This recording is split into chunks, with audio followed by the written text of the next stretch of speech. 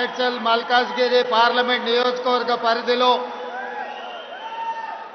AICC ఆదేశాల మేరకు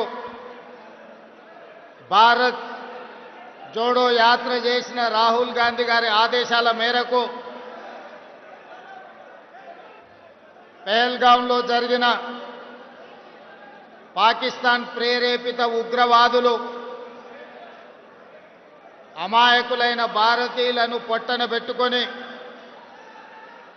మన సార్వభౌమాధికారాన్ని ప్రశ్నించే విధంగా ఉగ్ర దాడి చేసిన నేపథ్యంలో శ్రీ మల్లికార్జున్ ఖర్గే గారు శ్రీ రాహుల్ గాంధీ గారి ఆదేశాల మేరకు జై హింద్ ర్యాలీని తెలంగాణ రాష్ట్ర కాంగ్రెస్ పార్టీ అధ్యక్షుడు మహేష్ కుమార్ గౌడ్ గారి నాయకత్వంలో ఈరోజు మేడ్చల్ మల్కాజ్గిరి జిల్లాలో ఈ కార్యక్రమాన్ని జిల్లా నాయకత్వం అంతా కూడా అద్భుతంగా నిర్వహించడం జరిగింది. ఈ కార్యక్రమానికి నాతో పాటు ముఖ్య అతిథులుగా ఏఐసిసి ఇన్ఛార్జ్ సోదరిమణి మీనాక్షి నటరాజన్ గారు, అదేవిధంగా AICC ex army cell chairman Rohit Chaudhary garu, అదేవిధంగా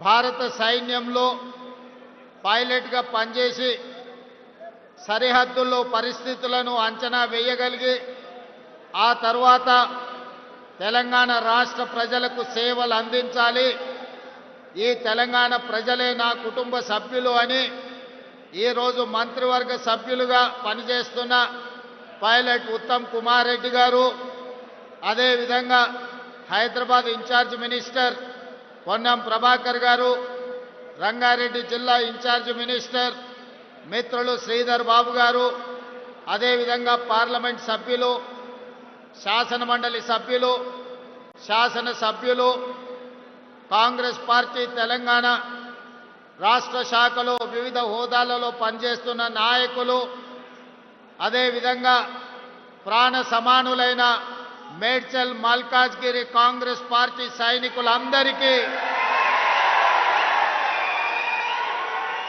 హృదయపూర్వకంగా నమస్కారాలు.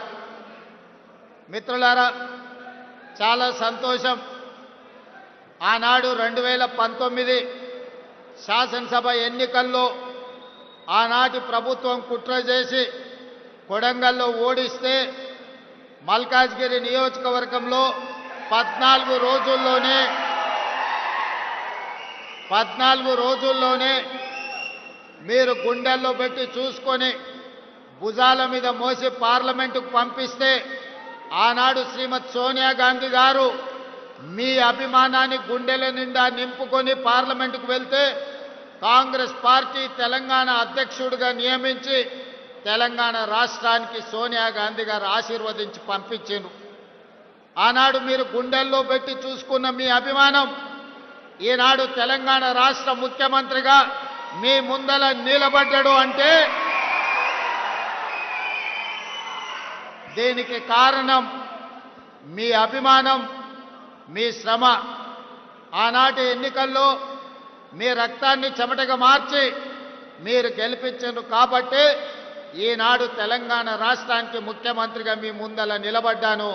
మల్కాజ్గిరి మిత్రులు కార్యకర్తల యొక్క త్యాగాన్ని ఎల్లకాలం గుర్తుపెట్టుకుంటా ఈరోజు దేశంలో నాయకత్వ సమస్య ఉద్భవించినప్పుడు ఈ దేశం మీద పాకిస్తాన్ ప్రేరేపిత ఉగ్రవాదులు భారతీయులను అమాయకులను పొట్టన పెట్టుకున్నప్పుడు మనమందరం ఈ దేశ ప్రధానమంత్రికి ఈ దేశ వీర సైనికులకు అండగా నిలబడాలని రాజకీయాలకు అతీతంగా ఆనాడు పహల్గాంలో చనిపోయిన వామరులకు మనం క్యాండిల్ ర్యాలీ తీసి నరేంద్ర మోడీ గారికి కేంద్ర ప్రభుత్వానికి అండగా నిలబడ్డాం.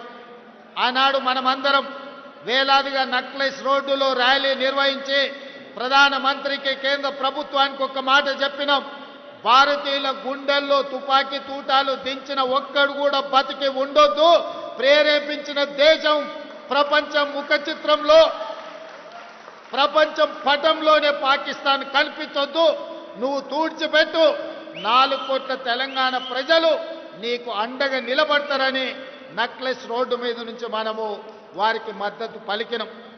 ఆనాడు రాహుల్ గాంధీ, సోనియా గాంధీ, మల్లికార్జున్ ఖర్గే గారు, మీనాక్షి నటరాజన్ గారు ఒక్కరే చెప్పారు, దేశ భద్రతకు సంబంధించిన విషయం వచ్చినప్పుడు రాజకీయాలకు అతీతంగా మనందరం కలిసి ఉండాలి. ఎన్నికలు వచ్చినప్పుడే రాజకీయాలు, దేశ భద్రతకు సంబంధించిన విషయం వచ్చినప్పుడు 140 కోట్ల మంది ఏకమై మన మీద దండెత్తే వారిని తుద ముట్టించే వరకు మనం అందరం కలిసికట్టుగా ఉండాలి, మనం కలిసి పోరాడాలి, ఈ దేశాన్ని గెలిపించుకోవాలి, సైన్యానికి అండగా నిలబడాలి అని మనకు ఉద్బోధించారు. ఆ ఉద్బోధనలతో మనమందరం దేశంలో ప్రధానమంత్రికి, ప్రభుత్వానికి అండగా నిలబడ్డాం. ఆనాడు పాకిస్తాన్ మీద యుద్ధం చేయాలన్నా వద్దా, పాకిస్తాన్ను ఏ విధంగా ఎదుర్కోవాలి అని ప్రధానమంత్రి అఖిలపక్షం పిలిస్తే అఖిలపక్ష సమావేశానికి రాహుల్ గాంధీ గారు, మల్లికార్జున్ ఖర్గే గారు హాజరయ్యి సంపూర్ణంగా విశ్వాసం ప్రకటించడమే కాదు, సంపూర్ణమైన మద్దతు కేంద్ర ప్రభుత్వానికి ప్రకటించారు. ఆనాడు మనం చెప్పినాం, ఇక్కడ తెలంగాణ నడిగడ్డ మీద నుంచి ఇందిరమ్మ సాక్షిగా చెప్పడమే కాదు, పార్లమెంటులో అఖిలపక్ష సమావేశంలో మల్లికార్జున్ ఖర్గే గారు, రాహుల్ గాంధీ గారు స్పష్టంగా చెప్పిండ్రు, ఇది ఒక అవకాశం మన మీద దాడి చేసిన పాకిస్తాన్కి గుణపాఠం చెప్పడానికి. మీరు విజృంభించండి, సైనికులకు స్వేచ్ఛనివ్వండి, ఆక్రమించుకున్న కాశ్మీర్ను తిరిగి పొందాలి, పాక్ ఆక్యుపైడ్ కాశ్మీర్ను తిరిగి భారతదేశంలో విలీనం చెయ్యాలి, పాకిస్తాన్కు గుణపాఠం చెప్పాలి, మేము అండగా నిలబడతాం, నువ్వు యుద్ధం చెయ్యి అని నరేంద్ర మోడీ గారికి చెప్పారు. మరి ఈరోజు నేను అడుగుతున్న మిత్రులారా, ఆనాడు యుద్ధం చేయాలనుకున్నప్పుడు, ఆనాడు మన దేశం మీద, మన పౌరుల మీద దాడి చేసినప్పుడు అఖిల పక్షాన్ని పిలిచి అన్ని ఆలోచనలు చేసి ఆనాడు మా అందరి మద్దతు తీసుకున్నాడు. ప్రధానమంత్రి నరేంద్ర మోడీ గారికి మేము అండగా నిలబడి, మీరు యుద్ధం చెయ్యండి, మేము అండగా నిలబడతాం, మేము సమర్థిస్తాం రాజకీయాలకు అతీతంగానే కాంగ్రెస్ పార్టీ ఆనాడు స్పష్టంగా ప్రధానమంత్రి నరేంద్ర మోడీ గారికి చెప్పడం జరిగింది. 4 రోజులు యుద్ధం తర్వాత మరి ఏమి జరిగిందో, ఎవరు బెదిరించిండ్రో, ఎవరు లొంగ తీసుకున్నారో, ఎవరికి ఎవరు లొంగిపోయినరో మనకు తెలియదు. కానీ అర్ధాంతరంగా అమెరికా ప్రెసిడెంట్ ట్రంప్ బయటకు వచ్చి నేను యుద్ధాన్ని ఆపేసిన, భారత్ను బెదిరించిన అని ట్రంప్ ప్రకటించే పరిస్థితి వచ్చింది అని అంటే, ఈ దేశ ప్రధానమంత్రి యుద్ధం చేయాలనుకున్నప్పుడు, పాకిస్తాన్ మన మీద దాడి చేసినప్పుడు పార్లమెంటులో అఖిల పక్షాన్ని పిలిచి చర్చించాడు. మరి యుద్ధం ఆపాలనుకున్నప్పుడు ఎందుకు అఖిల పక్షాన్ని పిలువలేదని నేను అడుగుతున్న ఈ దేశ ప్రధానమంత్రిని. ఆనాడు నీకు అవసరమైనప్పుడు మమ్మల్ని పిలిచినావు, మమ్మల్ని అండగా నిలబడ్డమన్నావు. మేము సైనికులను, అమరులైన భారతీయులను దృష్టిలో పెట్టుకొని రాజకీయాలకు అతీతంగా మోడీకి, బీజేపీకి అండగా నిలబడ్డాం.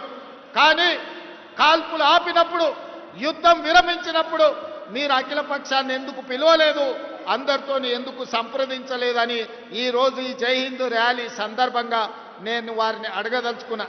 మిత్రులారా, నాయకత్వం అంటే ఆషామాషి కాదు, యుద్ధం అంటే ఉపన్యాసాలు ఇచ్చుడు కాదు, మైకులో పెద్ద పెద్ద సంభాషణలు చెప్పుడు కాదు.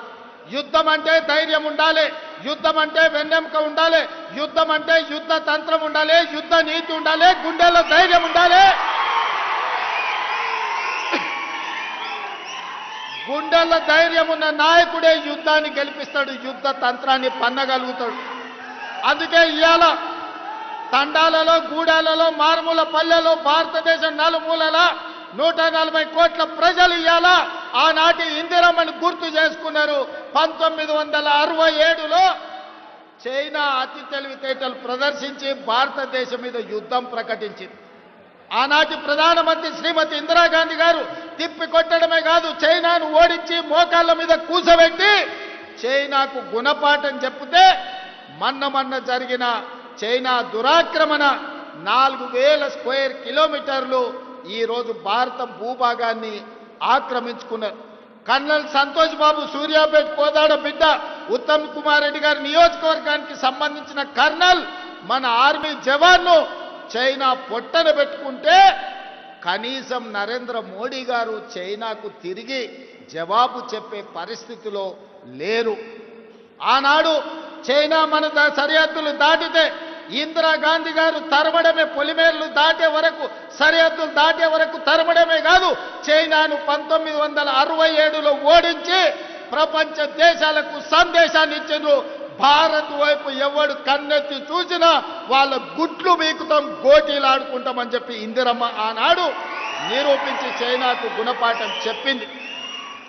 మిత్రులారా, 1971లో పాకిస్తాన్ దేశానికి అమెరికా అండగా నిలబడి భారతదేశాన్ని ఆక్రమించుకోవాలని భారతదేశం మీద యుద్ధం చేయడానికి ముందుకొచ్చారు. ఆనాడు ఆ సమయంలో ఇందిరాగాంధీ గారు అమెరికాలోనే పర్యటన చేస్తున్నారు. మన సైనికులు తిప్పికొట్టి పాకిస్తాన్ మీద యుద్ధం చేస్తుంటే అమెరికా ప్రెసిడెంట్ ఇందిరాగాంధీ గారిని బెదిరించారు. మీరు తక్షణమే యుద్ధం ఆపాలి, యుద్ధం ఆపకపోతే మేము పాకిస్తాన్కి మద్దతు ఇచ్చి మీ దేశాన్ని ఓడిస్తామని చెప్పి ఆనాటి అమెరికన్ ప్రెసిడెంట్ ఇందిరాగాంధీ గారిని బెదిరిస్తే ఇందిరాగాంధీ గారు ఒకే మాట చెప్పింది, నా దేశాన్ని రక్షించుకునే గుండె ధైర్యం ఉంది, నాకు వెన్నెముక ఉంది, నీకు చేతనైతే పాకిస్తాన్ తరపున యుద్ధానికి రా, యుద్ధంలోనే తేల్చుకుందాం, నీ సంగతి ఏందో చూస్తా అని ఆనాడు ఇందిరాగాంధీ గారు గుండె ధైర్యంతోనే అమెరికా ప్రెసిడెంట్కు ధీటుగా జవాబు చెప్పడమే కాదు, 1971లో జరిగిన పాకిస్తాన్ యుద్ధంలో పాకిస్తాన్ ఓడించడమే కాదు, పాకిస్తాన్ 2 ముక్కలు చేసి దేశాన్ని ఒక బంగ్లాదేశ్ దేశంగా, రెండోది పాకిస్తాన్ దేశంగా ఇందిరాగాంధీ గారు విడగొట్టారు. ఆనాడు పాకిస్తాన్ మన మీద దాడి చేయాలనుకుంటే ఉక్కు మహిళ ఇందిరాగాంధీ పాకిస్తాన్ యుద్ధంలో ఓడించడమే కాదు, పాకిస్తాన్ని 2 ముక్కలు చేసి బంగ్లాదేశ్ పాకిస్తాన్గా విడగొట్టి భారతదేశం వైపు కన్నెత్తి చూస్తే బొంద పెడతామని ఇందిరాగాంధీ గారు నిరూపించిన నాయకురాలు శ్రీమతి ఇందిరాగాంధీ, మన కాంగ్రెస్ పార్టీ అధ్యక్షురాలు. అందుకే ఆనాడు నెక్లెస్ రోడ్లో నేను చెప్పిన, నరేంద్ర మోడీ గారు మీకొకవేళ ఆలోచన లేకపోతే, మీకొకవేళ ఏ విధంగా పాకిస్తాన్ ఓడించాలని అర్థం కాకపోతే ఆనాటి అపరకాలి ఇందిరమ్మను ఆదర్శంగా తీసుకో, ఇందిరమ్మకు దండం పెట్టి బయలుదేరు, ఇందిరమ్మ మహిళా శక్తిగా అపరకాలిగా నీకు అండగా ఉంటుంది. ఇందిరాగాంధీ గారు చూపించిన మార్గంలో నువ్వు పాకిస్తాన్తో యుద్ధం చెయ్యి, 4 కోట్ల తెలంగాణ ప్రజల పక్షాన తెలంగాణ ముఖ్యమంత్రిగా నేను నీకు అండగా నిలబడతా అని చెప్పిన. ఆనాడు అందరికంటే ముందు అమరులైన చనిపోయిన పహల్గాంలో చనిపోయిన భారతీయులకు క్యాండిల్ ర్యాలీ తెలంగాణ రాష్ట్రం మొట్టమొదట ర్యాలీ నిర్వహించింది. అదేవిధంగా యుద్ధం మొదలైన తర్వాత కేంద్ర ప్రభుత్వానికి నరేంద్ర మోడీకి అండగా నిలబడడానికి మొట్టమొదటి తిరంగా ర్యాలీ తీసి వేలాది మంది సైనికులను, పోలీసులను, ప్రభుత్వ ఉద్యోగస్తులను నెక్లెస్ రోడ్డు మీద కదం తొక్కించి ప్రధానమంత్రి మీరు యుద్ధం చేయండి, మేము అండగా నిలబడతామని తెలంగాణ 4 కోట్ల ప్రజల తరఫున మనం తిరంగా ర్యాలీ తీసి అండగా నిలబడ్డాం. మరి నేను ఇవాళ బీజేపీ నాయకులను అడుగుతున్నా, మీకు కొంచెమైన ఆలోచన ఉందా?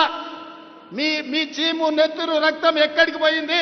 ఇవాళ పాకిస్తాన్ నుండి మన దేశంలో చొచ్చుకొచ్చి 26 మందిని పొట్టన పెట్టుకోవడమే కాదు, యుద్ధం నువ్వు ప్రకటిస్తే నీ యుద్ధంలో 36 మందిని కశ్మీర్లో మళ్ళీ పాకిస్తానోడే చంపితే మీరు మీ పార్టీ ఏం చేస్తున్నారు? గాడిద పళ్ళు దొమ్ముతున్నారా? నేను బీజేపీలను అడుగుతున్నా. ఇవాళ జరిగిన పరిణామాలు, ఈ దేశంలో బీజేపీ చేస్తున్న రాజకీయాలను ఈ దేశ ప్రజలు ఆలోచన చేయాలి. యుద్ధమన్నా, దేశ భద్రతన్నా రాజకీయాలకు అతీతమని మన నాయకుడు రాహుల్ గాంధీ గారు చెప్తే, యుద్ధమైనా, యుద్ధ నీతైనా ఏదైనా మాకు రాజకీయమే, ఎన్నికల లబ్ధి అని ఈనాడు తిరంగా ర్యాలీ పేరు మీద నరేంద్ర మోడీ గారు బయలుదేరి కాంగ్రెస్ పార్టీని, రాహుల్ గాంధీ గారిని విమర్శిస్తున్నాడు. ఇది ఎక్కడి నీతి అని నేను బీజేపీ నాయకులను అడుగుతున్నా. ఇవాళ కాంగ్రెస్ను ఎందుకు విమర్శిస్తున్నారు? 67లో చైనాను ఓడించినందుకు విమర్శిస్తురా? 71లో పాకిస్తాన్ని 2 ముక్కలు చేసినందుకు ఓడిస్తురా?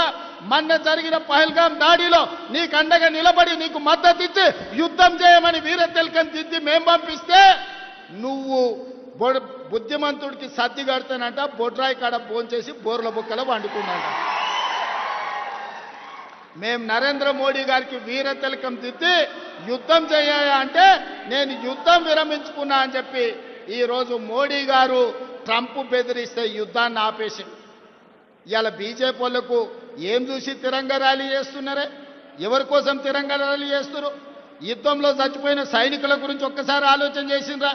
పేల్గాంలో చచ్చిపోయిన భారతీయులైన అమాయకుల గురించి ఆలోచన చేసిండ్రా? యుద్ధం సందర్భంగా పాకిస్తాన్ పేల్చిన లాంచర్లతో కశ్మీర్లో చనిపోయిన సైనిక పౌరుల గురించి ఆలోచన చేసిండ్రా? ఇవాళ దేనికోసం బీజేపీలు తిరంగ ర్యాలీ తీస్తున్నారని నేను అడుగుతున్నా. ఆనాడు పాకిస్తాన్ మీ మీదకి వచ్చినప్పుడు మేం కావాల్సి వచ్చిందా?